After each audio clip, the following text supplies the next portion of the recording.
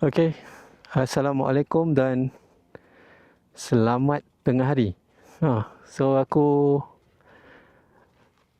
baru balik daripada ride kan, pergi Lemang Tok Ki pagi tadi. So first time lah aku melalui karak highway tu dengan menggunakan Versys.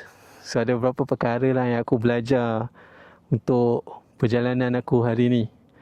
Antaranya adalah bila jumpa corner jangan terlalu gairah untuk brake, jangan terlalu gairah untuk drop gear.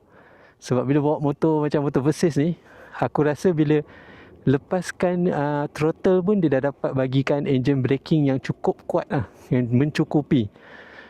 So itulah benda yang aku belajar. Sebab bila aku tadi aku macam terkejut lah bila aku tarik brake kuat sangat tu, brake depan tu dia jadi macam mengejut lah, dia terhenjut kuat sangat.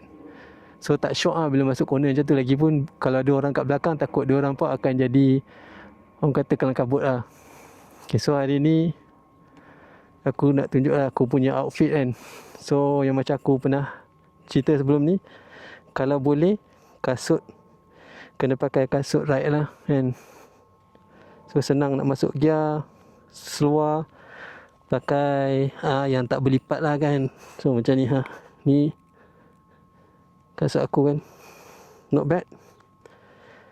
Kasut daripada Revit, seluar Revit, baju Revit, bag adalah daripada bag Kriega R20. Ni bag lama juga lah. Ni semua barang-barang lama aku pakai lagi. So sebenarnya bila kita beli barang yang branded ni, dia punya quality dia lain macam sikit lah. So aku rasa dia boleh tahan hingga 5 ke 10 tahun kot, tengok macam mana penggunaan kita lah.